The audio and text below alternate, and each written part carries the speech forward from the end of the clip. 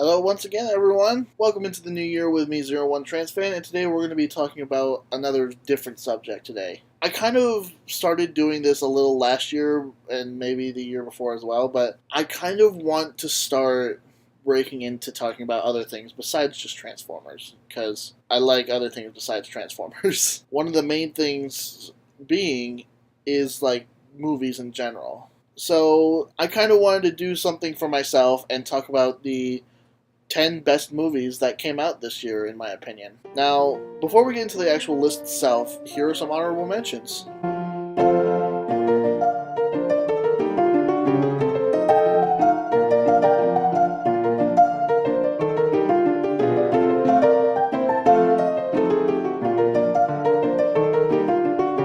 And now to confuse everyone right off the bat with number 10, 50 Shades Freed. Now, I'm sure a lot of you are wondering, what the hell is this doing on the top 10 best movies of 2018? Well, it's very simple, really. This movie is very special to me and Kat. I don't know if I've said this before, but 50 Shades of Grey was mine and Kat's first date. And over the past almost 4 years, the entire trilogy of movies has really meant a lot to the both of us. And it kind of means a little bit more now, since Kat is now my fiance. So, while it might not be the best movie, it still is very special to me and Kat, so it deserves to be at least in the number 10 spot. Number 9, Ready Player One. Now, Ready Player One is a movie that I wholeheartedly didn't expect to enjoy as much as I did. I was kind of excited about it when it was first announced, but when it first came to theaters, I'm like, I'll catch it maybe later, and then it later became, I'll check it out on DVD, and then when it came out on DVD, it's like, maybe we'll rent it at Redbox, and then we did rent it at Redbox one night, and holy crap, this was actually really good. It surprised the heck out of me how much I enjoyed it, Kat as well, and just the amount of Easter eggs and references that it had to other video games and movies. I actually really enjoyed myself watching Ready Player One. Some parts of it are a little iffy, but like, overall I still can say that I enjoyed myself watching Ready Player One. Number 8, Mission Impossible Fallout. Now this one definitely was a sleeper because I did not expect to like this movie as much as I did. I have seen the first Mission Impossible and none other. I've heard plenty of stories about Ghost Protocol and Rogue Nation, about how Tom Cruise does all of his own stunts in those movies, and they keep getting crazier and crazier, which apparently they have done that for all the Mission Impossible movies, but I digress. I haven't really been interested in seeing the newer Mission Impossible movies, but when I was working at a movie theater at the time, I figured, why not? I'll go see Mission Impossible for free. And boy howdy, I enjoyed this so much more than I thought I would. Henry Cavill, man, you never disappoint. Tom Cruise, your stunt work was amazing in this movie. The other characters were great in this movie. Just this whole movie was... I didn't realize how much I enjoyed spy thrillers a whole lot, but I definitely think I'm gonna pick up Mission Impossible Fallout, as well as I probably need to look into the last Mission Impossible movies at some point. Number 7, Tag. From the moment that I heard about this movie, I thought it was going to be ridiculous, but honestly, in a fun way. And then I heard it was based on a true story.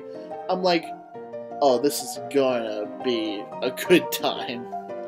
And I wasn't disappointed at all. Tag is one of those movies that really made me laugh. I really enjoyed myself, but also it made me want to get closer with my best friend. So I think that's a point for it. As well as just flat out being really entertaining in many, many aspects. Number 6, Aquaman. Now we just saw this and 2 others recently, and hopefully a review for this and those other 2 movies will be up on my channel. If not by this point, they might be soon, but anyway. We just saw this semi-recently, and honestly, it's that good that it definitely deserves to be on this list. The DCEU hasn't had as many hits as I would have wanted it to, but Wonder Woman was good, but this movie, like Wonder Woman, it's just fantastic. It does right by the character. It makes me wish I knew more about him before. All the stunning visual effects that are in this movie. I genuinely loved Aquaman. Plus, the last shot of the movie alone makes me think, holy crap, this dude's awesome. Not to mention just Jason Momoa in and of himself, just one of these. But yeah, Aquaman, great movie. If you're able to, go see it. Number 5, Black Panther. Black Panther, being one of the 3 Marvel movies that came out this year, I knew I was going to love, but I didn't know I was going to like this as much as I did. This movie is definitely something that is noteworthy, to say the least. The way that it was produced, the way that it was, just in general, the way that the movie was made, it's incredible. And all of the actors and actresses did a great job. Everything was just handled as well as I would have wanted it to. And just seeing more of the character that we got introduced to in Civil War is just something that I really enjoyed. Number 4, Spider-Man Into the Spider-Verse. Again, one of those movies where I knew I was going to enjoy, but I didn't know this much. I was really excited about seeing a movie based on Miles Morales' Spider-Man. Like, we always say that these superhero movies are a comic book come to life, and while that's true, this movie really is just like a comic book. Like, its art style just evokes the comic book, and while that's really obvious, it's also still really amazing. Plus, seeing the different art styles between the different characters, like Spider-Ham being Looney Tunes-like, and Penny Parker being an anime girl, I thought that was really funny. But yeah, just this whole movie, it really was something to behold, and I thoroughly enjoyed myself. Number 3, Bumblebee. Alright, you guys knew that this was going to be on here somewhere. And this isn't just because I'm a Transformer fan. I mean, while I am, this movie is spectacular. It did something to the Transformers film franchise that hasn't been done for so long. It made me give a shit. It made me feel things. Like, I teared up multiple times in this movie, but the scenes in this movie were so much more well done than any other Transformers movie. There's no, like, awful crude humor or overly sexualized women. And I will say this, I can still find enjoyment out of most of the Transformers movies. But, and I've said this before, I personally think that they should have left Transformers as a trilogy and then rebooted it later. I think that Transformers should have been just Transformers, Revenge of the Fallen, and Dark of the Moon. But this movie is just something amazing. Like, just the first 5 minutes alone are great. Like, yeah, it kind of has some problems, but I can overlook them because it didn't take me out of the experience. Just, Bumblebee is one of the best Transformers movies. Period. Number 2, A Star is Born. I am a fan of Lady Gaga and her music. I have listened to Bad Romance for the longest time now, and a lot of her other music is just something that I pretty much grew up with for the last 10 years almost.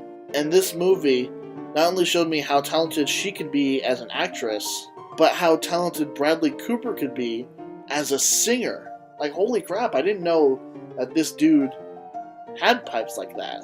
But yeah, not only were the musical performances good, they both acted really well, they bounced off each other in very natural ways, and just this movie was really good. The ending still kind of fucked me up, but it's still a really good movie, and I can't deny that. And the number 1 best movie of 2018, in my opinion, was Avengers Infinity War. Yeah, you guys kind of knew this was coming, but I'm a gigantic nerd, and I loved seeing this movie so much. I saw this movie multiple times in theaters. It's the only movie that Kat and I have actively got on 4K Ultra HD. Granted, we don't have a 4K Ultra HD TV or anything to play the part of it on, but the point of it is, Avengers Infinity War is just so good. It's the culmination of 10 years of Marvel, and that story isn't even done yet. Not until later on this year, like in April. It really is just something that I was so excited for, and the hype was definitely worth it. So that was my 10 movies of 2018.